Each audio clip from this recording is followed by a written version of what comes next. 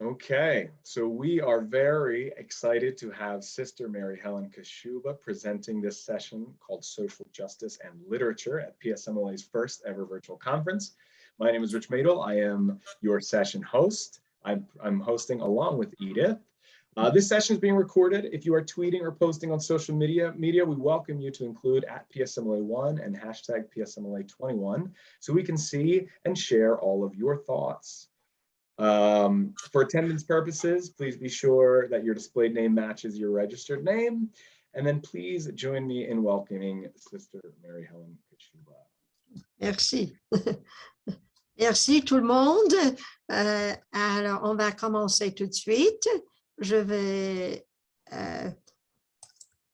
share the screen. Ouais. Voilà. Et alors, est-ce que vous voyez l'écran? Vous voyez l'écran? Oui, tout le monde? Oui, très bien, très bien. Très bien, Très bien.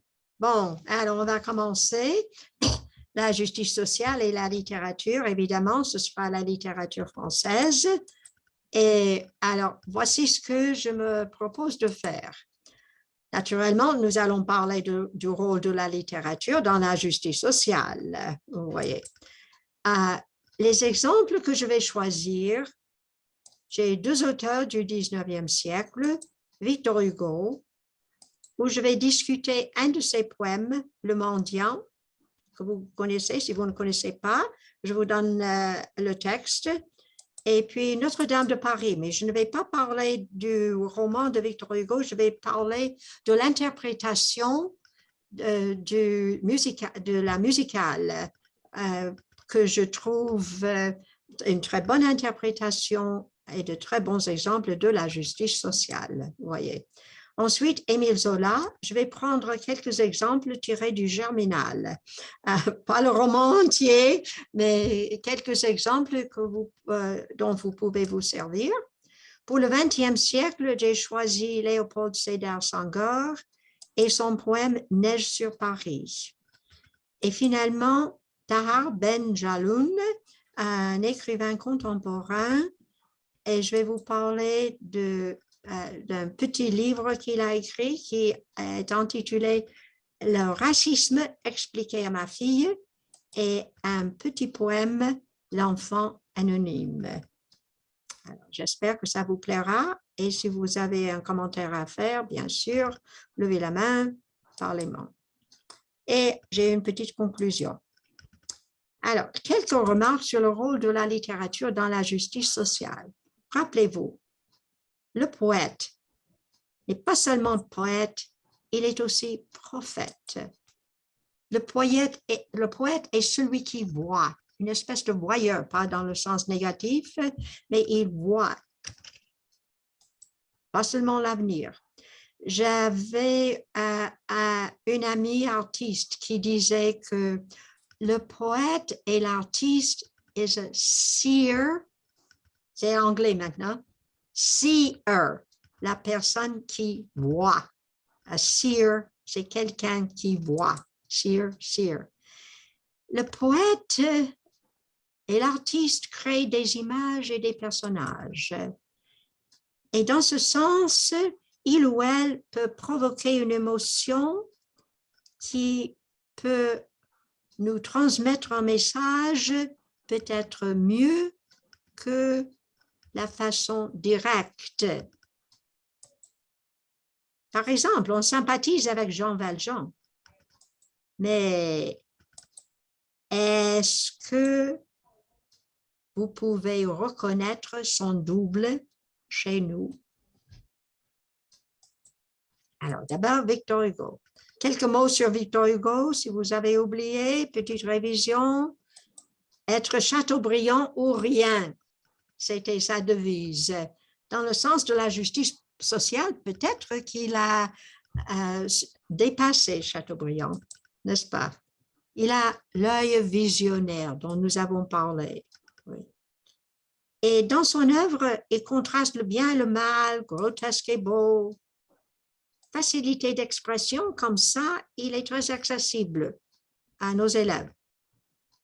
Il parle avec éloquence, abondance. Ces romans sont très longs. Tout le monde connaît ces deux romans.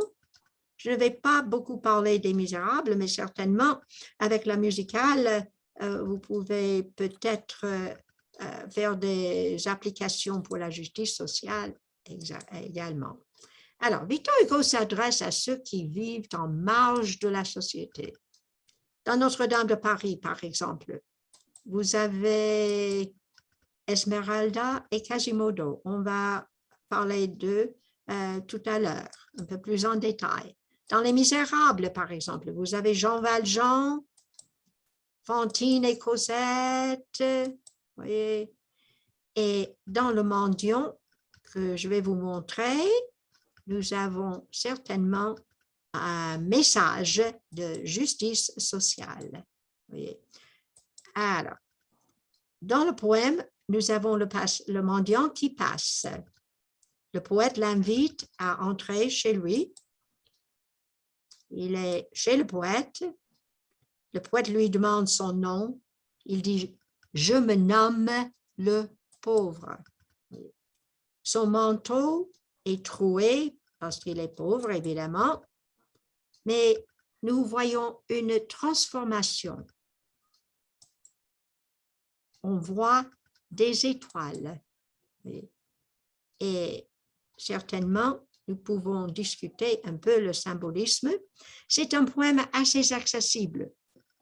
Mes étudiants ont fait des rapports là-dessus et je pense que le message est assez clair, simple. Alors, je vous donne ici le poème, mais juste quelques mots que j'ai mis en rouge. Un pauvre homme passait. Il s'arrêta. J'ouvris ma porte d'une façon civile, peut-être avec un peu de distance. Oui. C'était le vieux. Il rêve. Oui. Il tend les mains pour l'homme, les joigne pour Dieu. Alors, il y a l'invitation, venez vous réchauffer. Je me nomme le pauvre. Je lui donnais une jatte d'eau. Vos habits sont mouillés, il s'approche du feu. Son manteau, piqué de 1000 trous, semblait un ciel noir étoilé. Alors, il séchait le haillon désolé. Oui, mais cet homme était plein de prières et je regardais sa bure où je voyais des constellations. Alors, le message, oui, l'invitation offerte au vieux. Le vieux représente tous ceux qui sont pauvres, solitaires, isolés. On lui offre un abri et de la nourriture, mais avec respect. Ce n'est pas pour dire qu'il est inférieur. Non, il n'est pas inférieur. On l'invite, on l'accueille avec respect. Et les étoiles, certainement, symbolisent pas mal de choses. Symbolisent le fait que les pauvres sont bénis par Dieu. Les pauvres ont quelque chose à nous offrir. Le poète lui a offert du lait, mais il en a reçu davantage. Voyez. Les pauvres sont les élus. Donner aux pauvres, c'est donner au Christ. Et je vous offre ici, par Jean Fouquet, la charité de Saint-Martin qui a coupé son menton en deux et en réalité a donné à Dieu. Maintenant, Notre-Dame de Paris, le spectacle. Ma soeur, j'ai une question de vocabulaire. Dans le poème Le Mendiant, il y a un mot qui dit, voyons, c'est sa bure, B-U-R-E. Bure, c'était son manteau. Ah, c'est un vieux mot? C'est un vieux Oui, mot? c'est un vieux mot, la bure. On utilise aussi pour le manteau des moines, une bure. Ah, d'accord, Ouais, merci beaucoup. Merci, ma sœur. ouais. Alors, moi, je explique à une francophone. Oui, oui, merci, ma sœur, parce que c'est un mot que je n'ai jamais vu. Ça bure, je ne connais pas ce mot-là. Non, non, oui, mais pour le manteau des moines, on utilise quelquefois. D'accord, merci. Ouais. Alors, passons maintenant, si vous n'avez rien d'autre à dire pour le poème, le spectacle musical. Si vous ne l'avez pas vu, c'est disponible sur YouTube, vous voyez, avec les sous-titres en toutes les langues. Je l'ai fait voir à mes étudiants plusieurs fois, pas aux mêmes, mais aux différents groupes d'étudiants et ils ont toujours bien aimé. Et il y a pas mal de leçons dedans. Et je pense que ceux qui ont préparé ce spectacle ont bien compris le message de Victor Hugo et l'ont traduit pour le 20e et 21e siècle. Le spectacle est sorti en 1999 ou 2000 et c'est vraiment très bon pour le 21e siècle. Je ne vais pas jouer des parties, je voulais, mais j'ai pensé en 45 minutes, je n'ai pas assez de temps, mais si vous regardez tout simplement Notre-Dame de Paris, Full Musical, vous l'aurez, et si vous voulez utiliser avec vos élèves, voilà, vous avez la possibilité. Oui. Alors, Quasimodo, voici Quasimodo, oui. Sonneur de cloche de la cathédrale, bossu et sourd. Il est élu pape des fous. Et je vais vous montrer les paroles de la chanson. On se moque de lui. Oui. Dans le roman et aussi dans le film, il est adopté par Claude Frollo et tombe amoureux d'Esmeralda. Et il la protège dans la cathédrale. Alors, si vous regardez ici, c'est comment on se moque de Quasimodo, le sonneur de cloche avec sa bosse au dos, c'est bien lui le plus moche, c'est le Quasimodo. Ce ne sont pas les paroles de Victor Hugo, mais c'est une interprétation et les lyriques sont vraiment très jolies. Je ne vais pas, comme je vous ai dit, je ne vais pas faire maintenant, mais je vous recommande d'aller voir. Voyez. Cette partie, j'aime beaucoup. Les sans-papiers, ça se répète au début et à la fin. Nous sommes des étrangers, des sans-papiers, des hommes et des femmes sans domicile. Ô Notre-Dame, nous te demandons asile, asile. Alors, maintenant, nous avons tous ces problèmes. Les étrangers qui viennent, les étrangers qui sont à la frontière, oui. Les sans-papiers, les hommes et des femmes sans domicile. Ce sont des problèmes de l'actualité qui étaient aussi des problèmes à l'époque de Victor Hugo. Et nous voyons, mes étudiants ont beaucoup aimé cette partie. Esmeralda, l'Égyptienne d'origine inconnue, gitane. Alors, on avait des préjugés contre les gitanes. De nos jours, on a des préjugés contre plusieurs étrangers. C'est une belle jeune fille condamnée comme sorcière. Combien de fois on condamne les étrangers, les étrangères, tout simplement parce que ils ou elles sont des étrangers, des étrangères. Oui. Elle est pendue à la fin, mais elle se réunit avec Quasimodo dans la mort. Alors, nous voyons ici les exclus de la société. Il y en a toujours. Ouais. Les handicapés. Quasimodo, un handicapé. Le corps laid, l'âme est belle. On a parlé des étrangers, ceux d'une autre éthanticité, d'une autre race. Nous parlons beaucoup de la diversité. Alors voilà des exemples de la diversité, mais on peut voir quelque chose de beau, quelque chose de bien chez toutes ces personnes. Les filles mères avec Fantine, les prisonniers, ceux qui ont été condamnés, injustement condamnés, les prisonniers. Oui. Et je pense que les élèves peuvent très facilement voir les applications. Et si vous leur montrez quelques chansons de la musique, le spectacle musical, je pense qu'ils verront le message. Alors, maintenant, passons à Zola. Juste, si vous avez oublié qui est Émile Zola, il est le naturaliste, vous voyez, son roman Rougon-Macquart, 20 volumes, Zola, comme Victor Hugo, comme tous les romanciers du 19e siècle, parlait longuement, un peu trop long, mais quand même, vous pouvez prendre quelques extraits ici pour montrer. Il a étudié l'hérédité et les œuvres de Zola ont été traduites dans plusieurs langues. Vous voyez. Il est connu pour J'accuse et dans l'affaire Dreyfus, il a appuyé Dreyfus qui était condamné probablement à cause de l'antisémitisme. On n'a jamais totalement prouvé cette affaire, mais c'était probablement le cas.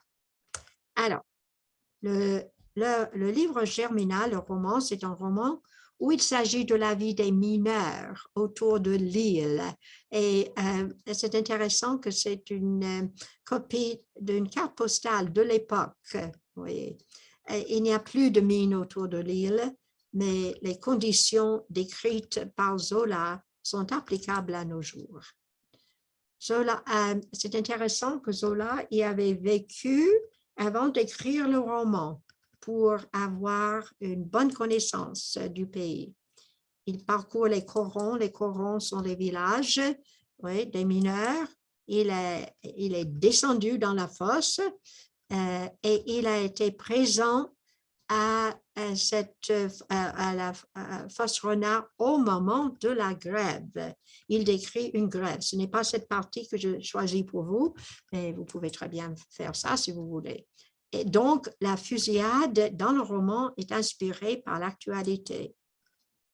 Alors, les scènes principales, vous avez Étienne Lantier arrive à la mine. Il est le fils de Gervaise et d'Auguste Lantier. L'Assommoir, c'est l'histoire de l'alcoolisme. Il loge chez les Maheu. Il s'agit d'une baisse de salaire. Alors donc, avec la collaboration de quelques autres, les mineurs font la grève qui finit par une fusillade. Éventuellement, la mine est sabotée, mais Lantier se sauve. Alors, je vais vous montrer un peu le portrait de la mine. Et j'ai pris quelques photos du film avec Gérard Depardieu. Si vous ne connaissez pas, c'est vraiment très, très beau et très bien présenté. Alors, c'est une très belle description. C'est vraiment impressionniste. Dans la nuit obscure, les hauts fourneaux, alors les batteries de 100 cheminées, les flammes rouges, torches géantes, oui. Tristesse d'incendie, feu nocturne. Alors les mineurs ne voyaient presque jamais le jour parce qu'ils descendaient avant le lever du soleil et ils en sortaient après le coucher du soleil. Alors ça, c'est le matin, quand ils sont prêts à y entrer. Et alors, vous dites, il n'y a pas beaucoup de gens qui travaillent dans les mines. Si, il y en a beaucoup. Il y a des gens qui vont à leur travail, eux aussi, et ne voient presque jamais le jour. Oui.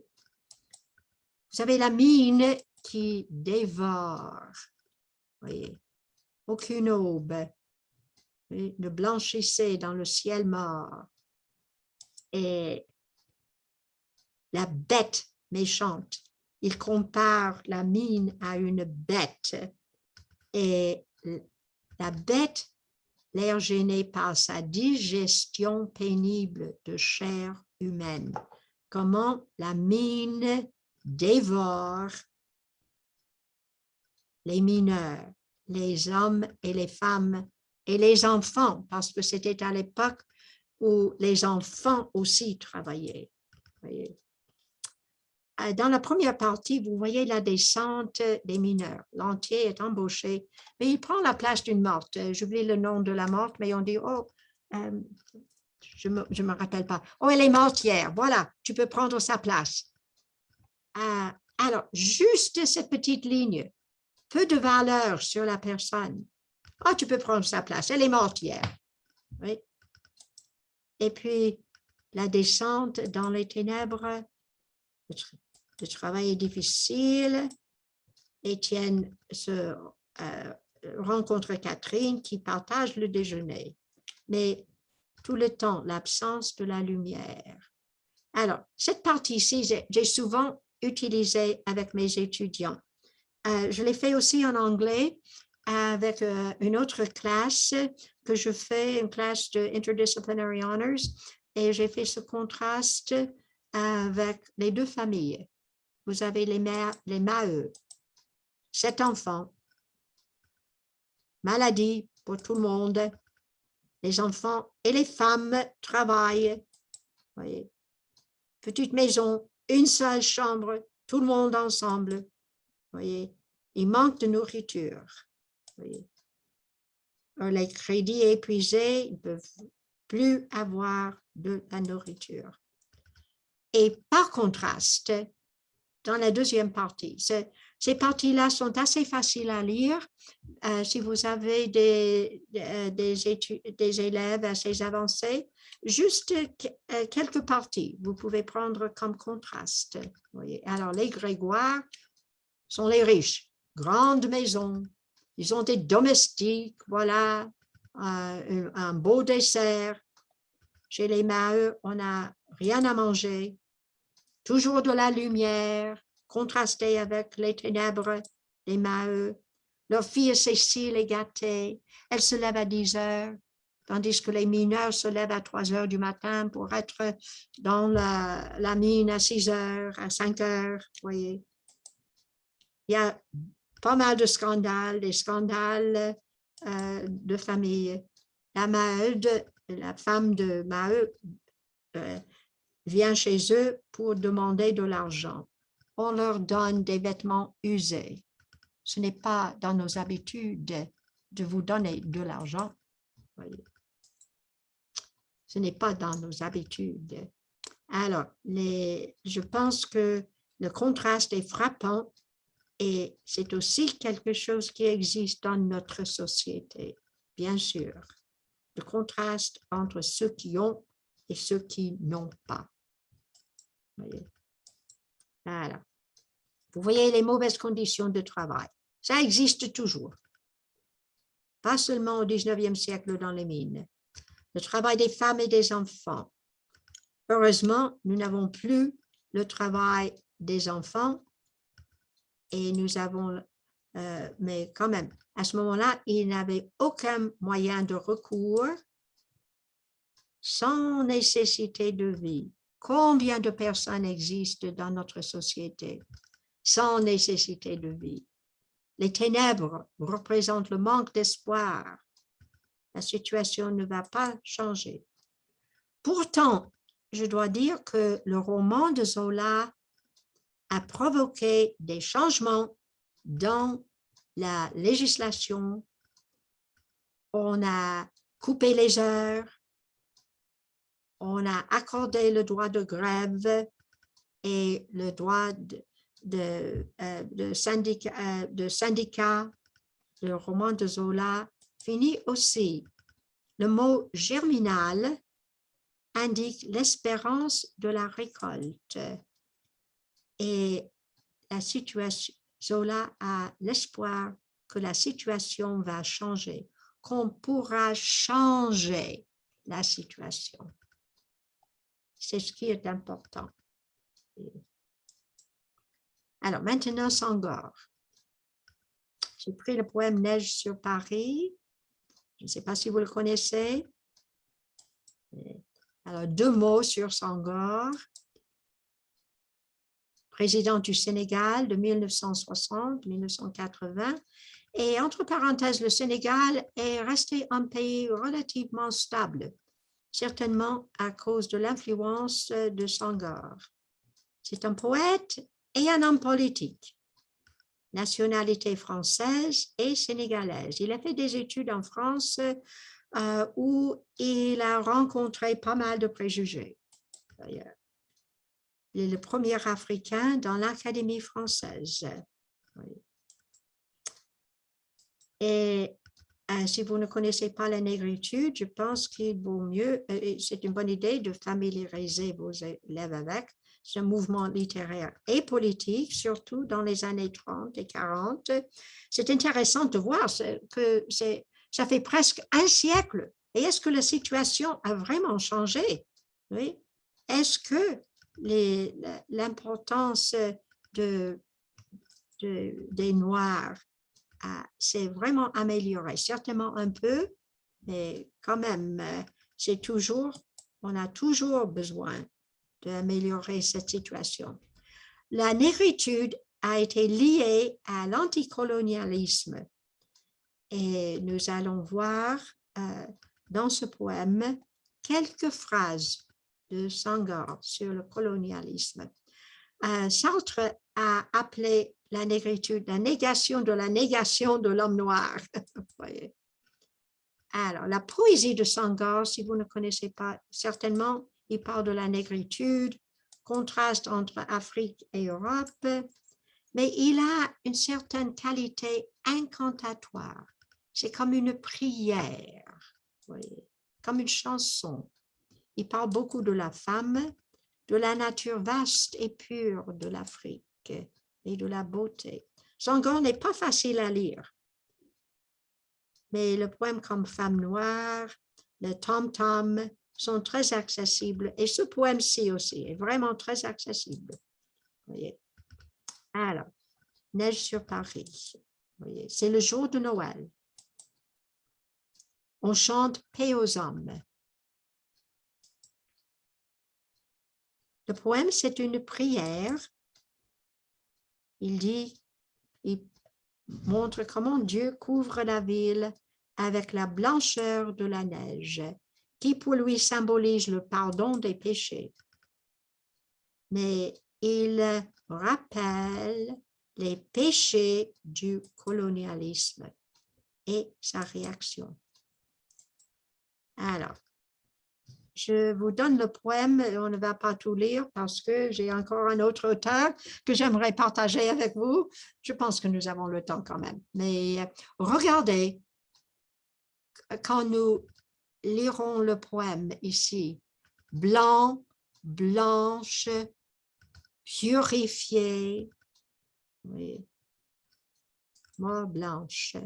Ce matin, jusqu'aux cheminées d'usine qui chantent à l'unisson, arborant les draps blancs, paix aux hommes de bonne volonté. Alors, c'est ironique ici, paix aux hommes de bonne volonté, mais la neige, proposer la neige, blancheur encore une fois, drap blanc, mort blanche, oui, proposer la neige de votre paix à une Europe dévisée. C'est au moment Espagne déchirée, rebelles juifs, catholiques, tirez les 1100 canons contre les montagnes de votre paix. Alors, toutes les religions qui prêchent la paix tirent ces 1400 canons. Voyez. Alors, contraste. Mais blanc, blanc, blanc, blanc. J'ai accepté votre froid blanc qui brûle plus que le sel. Alors, regardez, les mains blanches qui tirèrent les coups de fusil, qui croulèrent les empires. Colonialisme. Rebecca nous a dit hier, si vous dites pourquoi, si vous parlez des pays francophones, dites-leur pourquoi ils sont francophones. Oui. Les mains qui flagellèrent les esclaves et vous flagellèrent. Les mains blanches, poudreuses qui vous giflèrent. Alors, faire ça aux hommes et aux femmes, c'est faire ça au Christ. Voyez, les forêts, les mains blanches à bâtir la forêt noire pour en faire des traverses de chemin de fer, à bâtir les forêts d'Afrique. Il parle beaucoup dans ses poèmes de la beauté, de la pureté du paysage africain pour sauver la civilisation. Ironie. Oui. Si vos élèves ne comprennent pas l'ironie, voilà un exemple, sauver la civilisation. Parce qu'on manquait de matières premières humaines, on en a pris de l'Afrique. Oui. Je ne sortirai pas ma réserve de haine. Oui. Pour les diplomates qui montrent leur canine longue et demain troqueront la chair noire. Mais mon cœur, Seigneur, s'est fondu comme neige. Oui, alors il va pardonner sur les toits de Paris. Au soleil de votre douceur. Oui. Il est doux à mes ennemis, à mes frères aux mains blanches, sans neige, voyez, à cause aussi de mains de rosée le soir. Je pardonnerai, oui, à mes frères blancs qui ont fait tant d'injustices à mes frères noirs. Alors, ironie, les injustices du monde, les injustices du colonialisme, les injustices de racisme, un monde divisé, la guerre,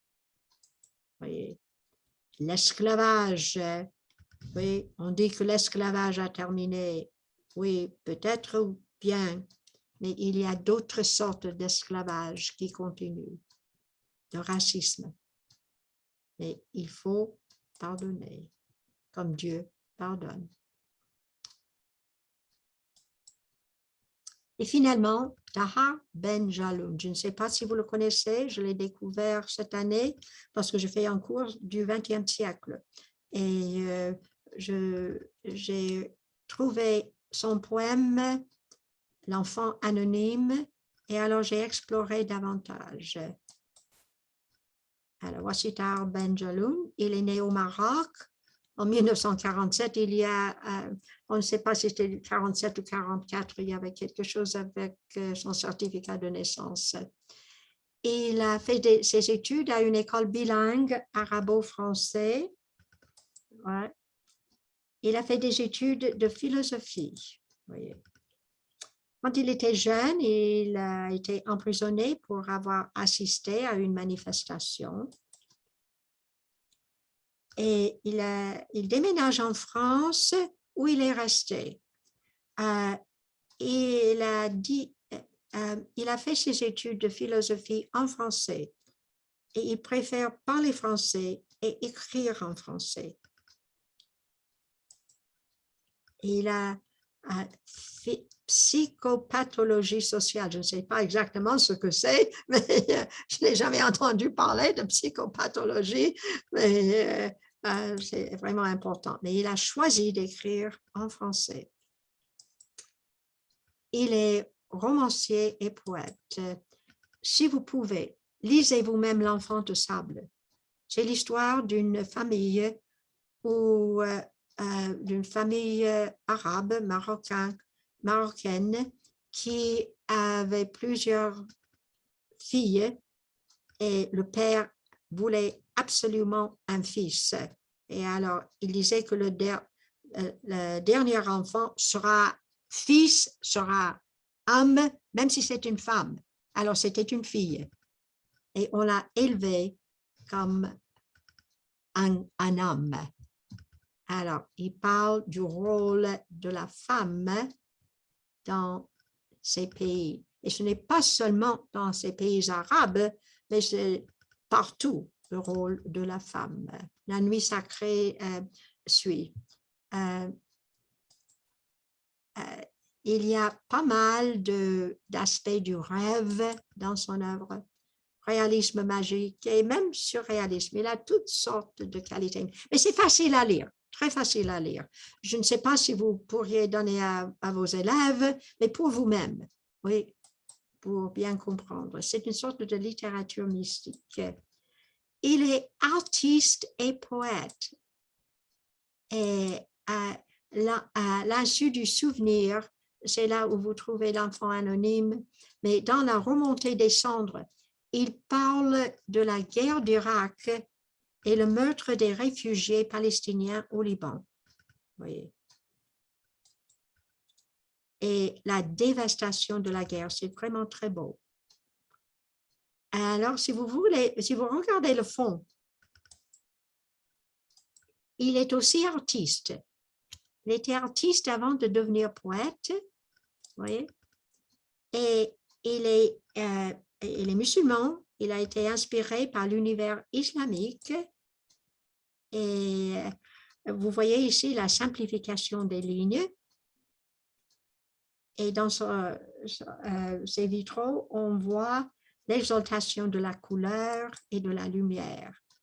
Et c'est très intéressant qu'il a offert ces vitraux à l'église de Toureil, une église catholique, en 2019. Et ces vitraux sont installés dans l'église, certainement comme un exemple de compréhension mutuelle. Oui. Et vous pouvez les voir, plusieurs autres, vous pouvez les voir sur ce site.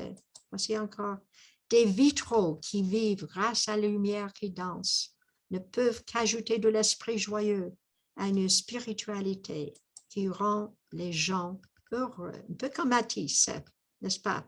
Les figures qu'il met là-bas. Alors, je vous recommande 2 œuvres. D'abord, le racisme expliqué à ma fille. C'est très simple.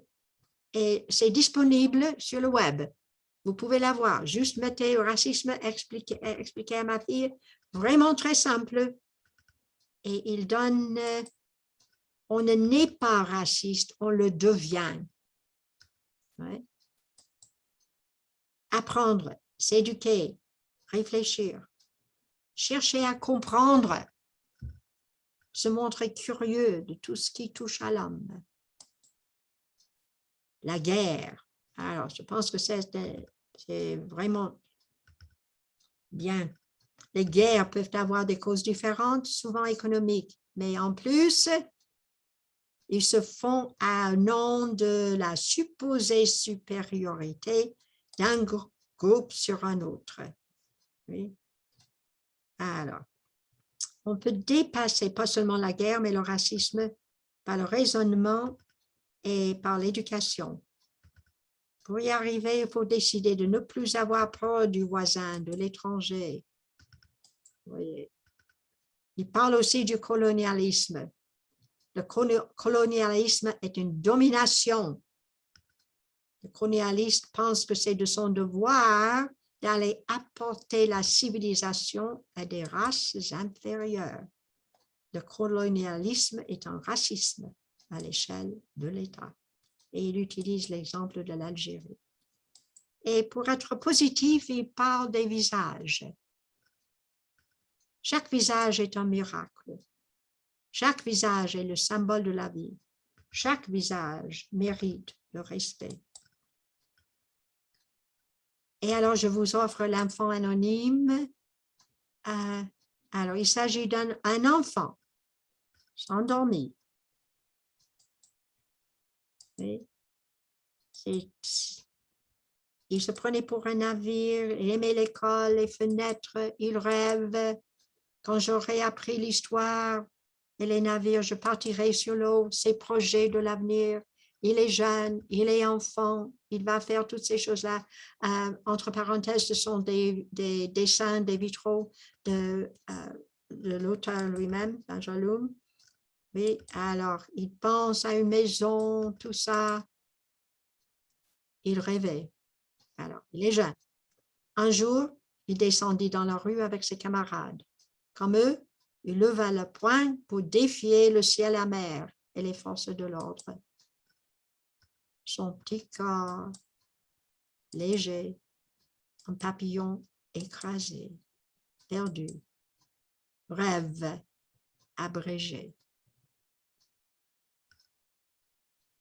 Et alors, comme rendu au regard lumineux d'un enfant anonyme. Voyez. Et pour conclure,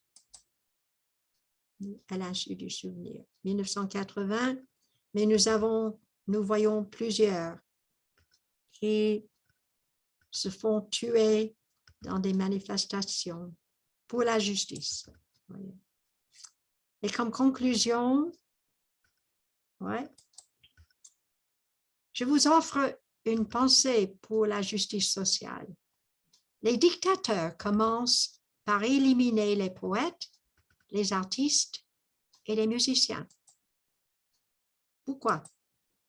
Ils ont peur de l'imagination. Baudelaire a utilisé l'albatros pour symboliser le poète.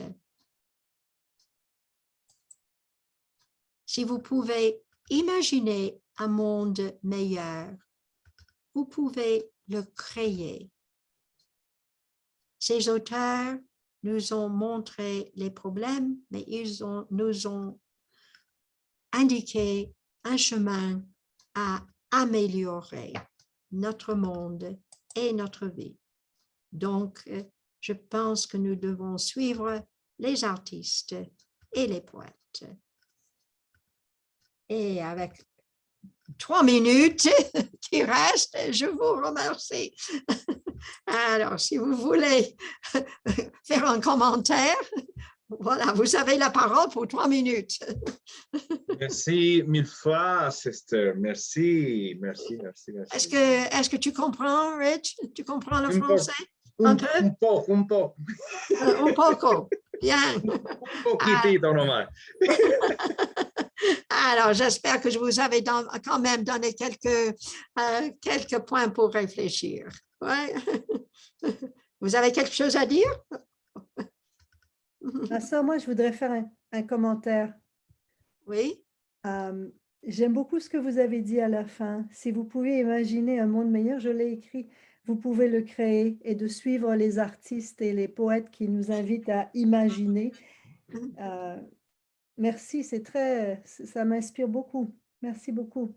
Oh, je t'en prie, oui, j'espère. Oui. Il y a beaucoup d'autres exemples, mais j'ai pensé, au lieu de créer une liste, j'ai voulu entrer un tout petit peu en détail, n'est-ce pas, au lieu de créer une liste, parce que nous avons tous une liste. Et j'espère que vous pourrez utiliser un ou deux de ces idées. Brian, merci beaucoup d'être venu. Merci beaucoup d'expliquer toutes ces grandes idées et aussi ça m'a beaucoup inspiré. Merci beaucoup. Merci. Est-ce que votre présentation sera disponible? Je sais que c'est enregistré, sur le site. Oui. D'accord, parce qu'il faut que je revoie. Merci Il y avait beaucoup de bonnes choses. Oui, alors c'est enregistré, je pense. N'est-ce pas? You recorded it, Rich.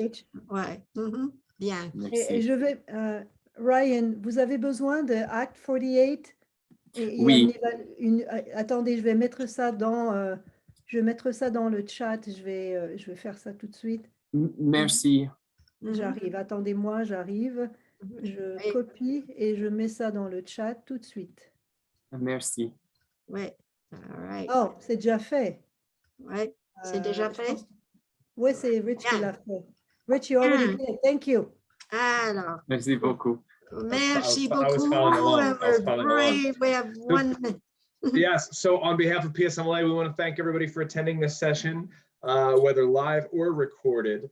And we especially want to thank Sister Mary Helen Kashuba. We welcome and encourage your feedback in our sessions. You can use the link in our PDF program. The recording of this session will be available to conference registrants after the event. As a reminder for teachers of Pennsylvania, please complete the Act 48 reflection form within 72 hours of completing this session. Thank you very much and enjoy the rest of the conference. On the dot. Merci. Au revoir.